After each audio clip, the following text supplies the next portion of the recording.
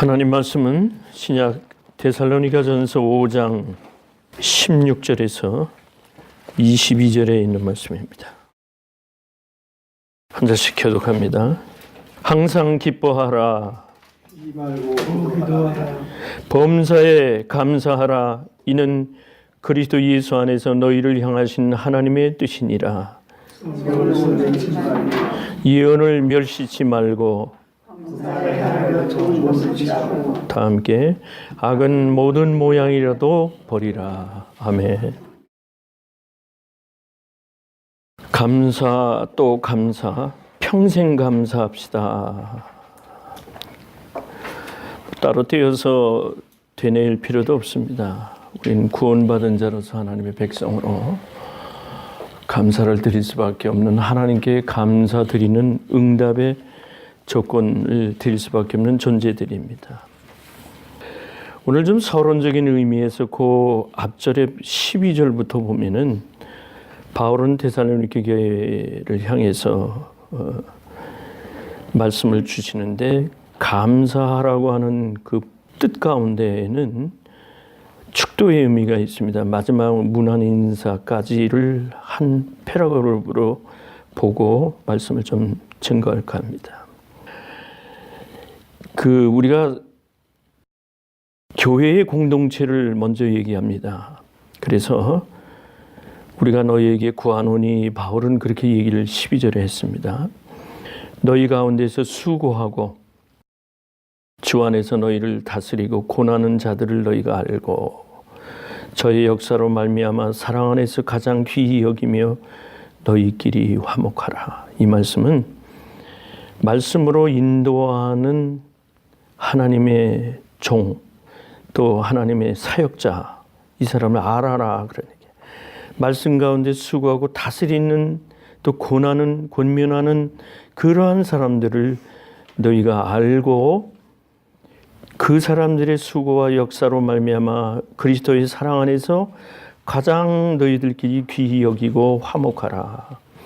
교회 공동체는 게으르지 않고, 또 형제들아 너희를 고나노니 규모 없는 자들을 권계하고 마음이 약한 자들을 안위해주고 힘이 없는 자들을 붙들어주고 모든 사람을 대하여 오래 참고 누가 누구에게든지 악으로 악을 갚지 말고 오직 피차대하든지 모든 사람을 대하든지 항상 선을 쫓으라. 교회 공동체에 대한 권면의 말씀입니다. 그러니까 하나님의 말씀을 대언하고 말씀 진리 가운데서 가르치는 죄 사역자와 함께 모든 공동체 안에 있는 우리 교우들은 서로 화목하라. 약한 자를 붙들어주라. 약한 자들을, 규모 없는 자들을 권면해서 정말을 듣지 않거든 축출할 수밖에 없는 정도로 교회를 지켜가라. 그런 얘기. 하나님의 말씀이 말씀되게 교회 안에서 이루어져 가도록 그렇게 해라. 그러면서 이제 기억하기가 아주 쉽고 우리 심령과 생활의 지침이라고 할 수 있는 그런 권면을 주시는 것이 16절 이하입니다. 항상 기뻐하라. 쉬지 말고 기도하라. 모든 일에 감사하라. 이는 그리스도 예수 안에서 너희를 향하신 하나님의 뜻이다. 자, 개인으로 볼 때는 우리가 감사하는 신앙은 가장 신앙의 정상적인 바른 모습이에요. 참 감사가 마음에 없다면 뭔가 어딘가 부족하고 미선일 수밖에 없는 겁니다. 항상 기뻐한다는 건 하나님의 은혜로 살아간다는 뜻이거든요. 그 영적인 기쁨입니다. 그래서 먼저 하나님의 나라와 의를 구하는 자에게는 하나님께서 영적인 기쁨을 주시는 겁니다. 세상 기쁨보다는, 세상의 만족으로 인한 기쁨보다는 만족이 있겠습니까? 완전한 만족은 영적으로 하나님을 아는 데에서 완전한 만족이 있을 수 있는 겁니다. 그래서 고린도 후서 6장 1절에서 10절 말씀을 요약을 해보자면은, 하나님과 동역자 하나님의 은혜를 헛되이 우리 성도들은 받지 않는다. 보라, 지금 은혜 받을 만한 때요 구원의 날이로다. 하나님의 일꾼으로 자천하여 많이 견디고 고난을 받는데 10절 말씀 보니까 우리들의 정체성을 정확히 얘기하십니다. 뭐라고 얘기하시냐면 우리는 근심하는 사람 같지만은 항상 기뻐하고 가난한 사람 같지만은 많은 사람을 부유하게 하고 아무것도 없는 사람 같으나 모든 것을 가진 자로더라. 고린도 교인들이여 너희 마음을 넓혀라. 사랑하는 여러분, 기뻐할 수 있다고 하는 것은 넓은 마음을 가지고 현재는 아무것도 없는 것 같지만은 주님이 여러분을 책임지고 이끌어 가시는 데서 오는 하나님의 축복을 헤아려 볼 수 있는 사람들이, 이 사람들이 마음이 넓은 사람들이에요.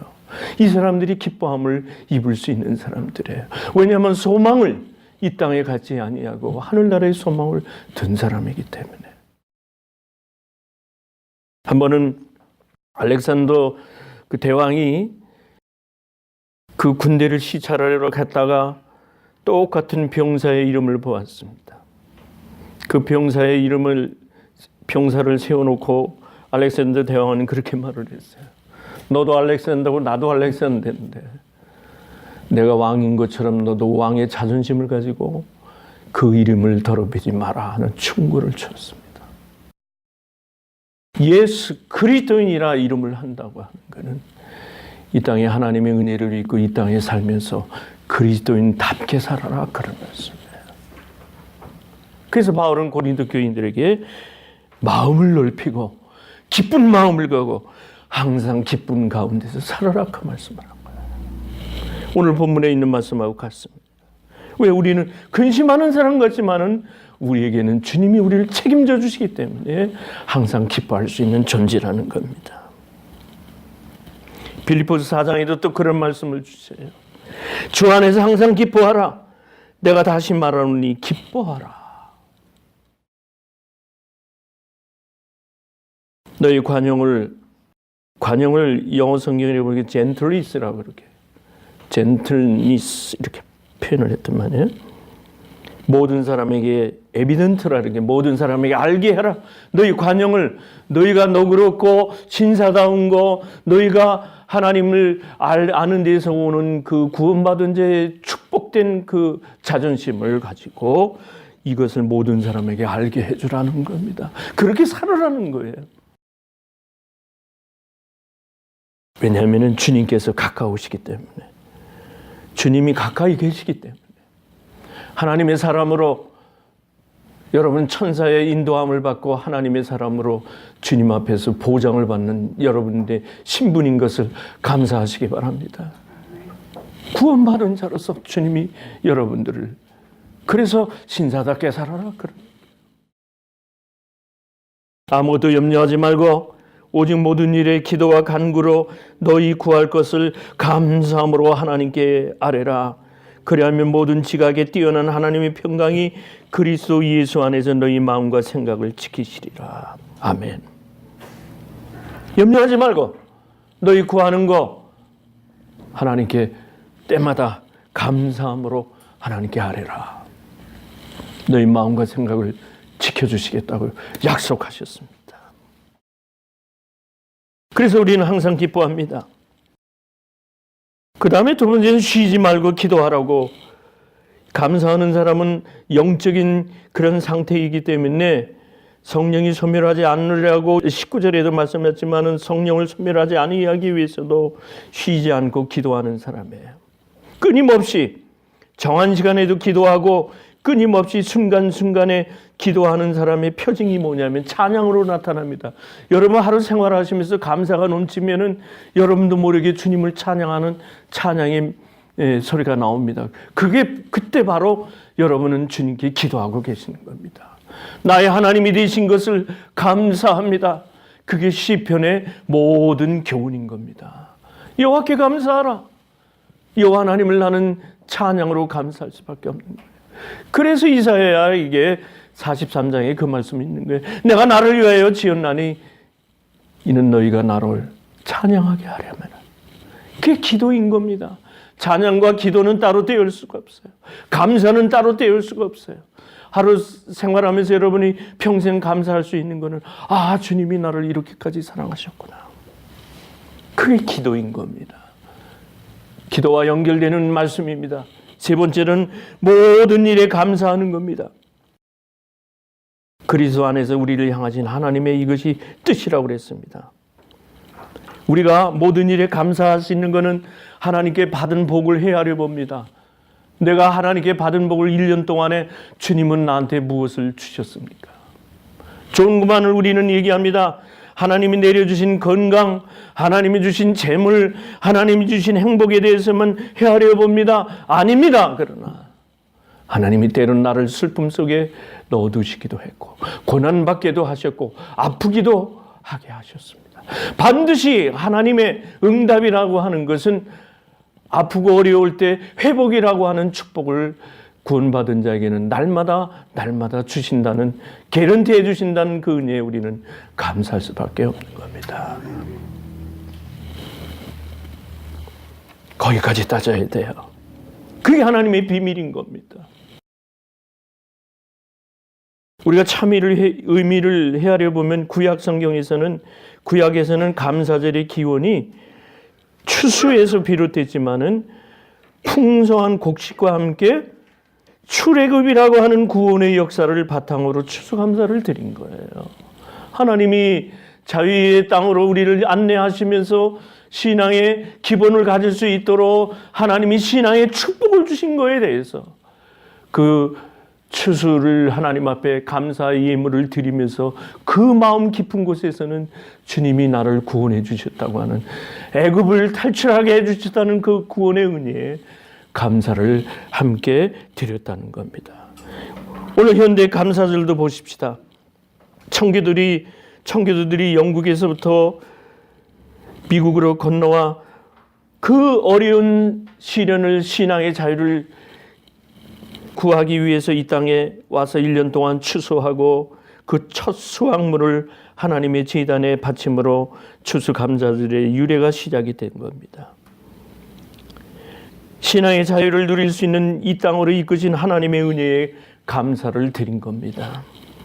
예수 그리스도를 통해 구원과 영생의 길을 열어주신 것을 하나님께 감사절을 통하여 감사를 함께 드린 겁니다. 무엇보다도 신앙의 자유를 위해서 낯선 땅 이곳에 신앙의 자유를 찾아서 온 우리들에게 청교도적인 하나님 앞에 신앙을 드리면서 그들은 1년 동안 추수한 것에 대한 그 물질과 함께 하나님께 감사의 제단을 드렸다는 겁니다. 그것을 유래로 하여 오늘까지 옵니다. 하나님의 뜻은 하나님께서 화해하시려고 하는 뜻이 계신 겁니다.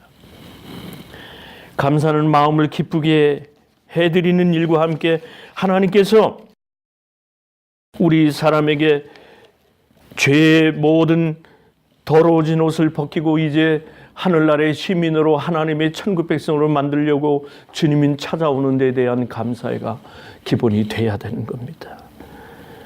이제 마지막으로 우리는 우리 하나님 앞에 어떤 감사의 태도를 갖춰야 될까? 여기에 보니까 영적인 태도를 잃지 말라고 그래요. 성령을 소멸하지 말고 예언을 멸시하지 말고, 이 말씀은 하나님의 말씀에 불을 끄지 말라는 겁니다. 우리가 늘 은혜 가운데서 살아갈 수 있도록 예배 생활을 중요시하라는 말씀이 되는 겁니다. 누가복음 17장 11절 이후에 보면은 이런 예를 들 수가 있습니다. 예수님이 이제 예루살렘을 향해서 북쪽에서 가시는데, 이 유대 땅에는, 평지에는 농가 밭을 만들어서 곡식을 생산하기 위해서 전답을 만들고 사람들은 어디에 가냐면 산 골짜기로 올라갑니다. 그러니까 저 산 골짜기에다 집을 짓고 마을을 형성을 했는데, 주님이 예루살렘으로 가시면서 이 마을을 일부러 들어가셨어요. 그 마을을 이제 유대에서는 브루킨이라고 하는 전통적인 말을 쓰는데, 그 브루킨을 일부러 제자들을 끌고 들어가시는 거예요. 직선길로 안 가시고 돌아서 그 마을을 일부러 찾아가셨어요. 자, 여기 예수님의 긍휼하심이 있었어요. 거기에 10문둥이 마을이 있었습니다. 문둥이들이 사는, 오늘로 말하면 나환자들이 이런 곳을 찾아가신 거예요. 그곳에 가셔서 예수님은 그 10사람의 나환자를 치료해 주셨습니다. 일부러 찾아갔지만은 그 10명의 나환자를 치료했지만은 단 한 명의 사마리아 사람만이 돌아와서 하나님 앞에, 예수님 앞에 감사를 드렸습니다. 물론 예수님이 그 감사를 받기 위해서 긍휼한 마음을 주신 것은 아니겠지요. 왜 일부러 가시던 길을 돌아서 그 산에 올라가서 섭리 가운데서 10문둥이를 고쳐주셨느냐. 중요한 것은 하나님의 긍휼이 이렇게 찾아가서 화해를 시켜주시고 찾아가서 그 병을 고쳐주신 데도 큰 의미가 있지만은 왜 이 사마리아 사람인 이방인 한 사람만이 주님을 찾아와서 감사했다는 거예요. 10문둥이를 고쳐주셨는데 왜 한 사람만이 찾아와서 주님 앞에 감사를 드릴 수 있었느냐. 그것이 사람의 마음이라는 거예요.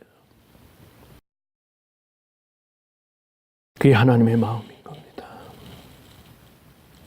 한국에서 삼풍백화점이라고 하는, 지금부터 좀 몇십 년 전의 얘기인데, 삼풍백화점이 무너졌습니다. 거기에 환경미화원이 24명이 갇혔어요. 24명이 갇혔는데 구조대가 51시간 만에 꺼내는데 한 사람, 두 사람 환호 속에서 이제 살아난 것을 기뻐했습니다. 자, 그런데 13번째에 구출받은 그 여인 한 사람만이 여러분 감사합니다 하고 외쳤습니다. 이 예화는 말이죠. 이 예는 우리 사람은 하나님 앞에 감사할 줄 모르는 존재라는 거예요. 1년을 여러분이 회고해 보시면서 나는 감사를 표현할 때 여러분께서는 정말로 즉각 그 감사받은 일에 대해서 여러분 응답으로 감사를 표했는가 한번 돌아볼 필요 있는 겁니다. 주님은 누가복음에서 그 말씀을 하세요. 그 나머지 사람들은 다 어디 갔느냐? 감사를 모르고 사는 것이 인간의 이 불쌍한 존재인 겁니다. 추수감사주를 맞이해서 우리 다시 한번 생각해 볼 필요가 있는 거예요.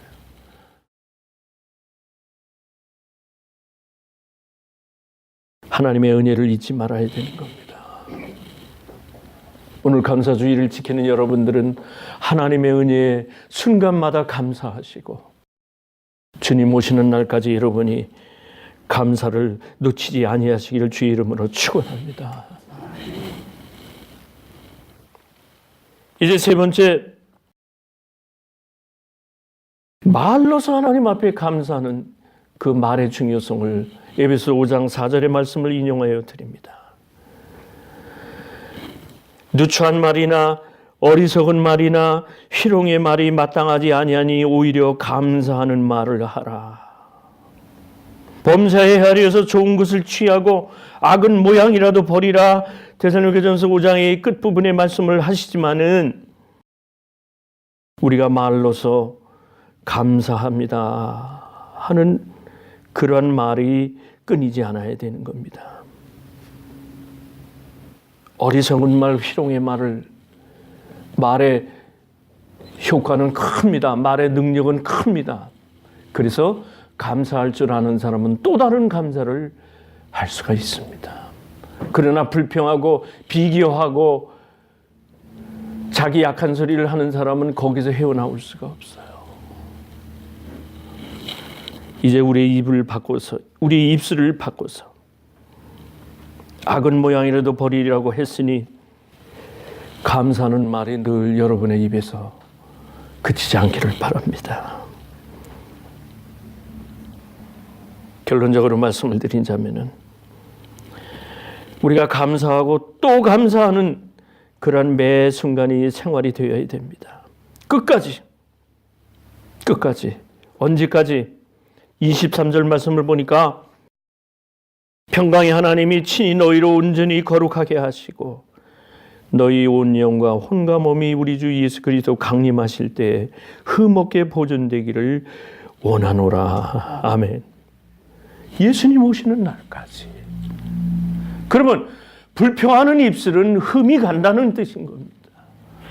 불평하는, 감사하지 아니하는 그런 마음 상태는 내가 흠 없이 보존되는 게 아니라 흠이 온다는 겁니다.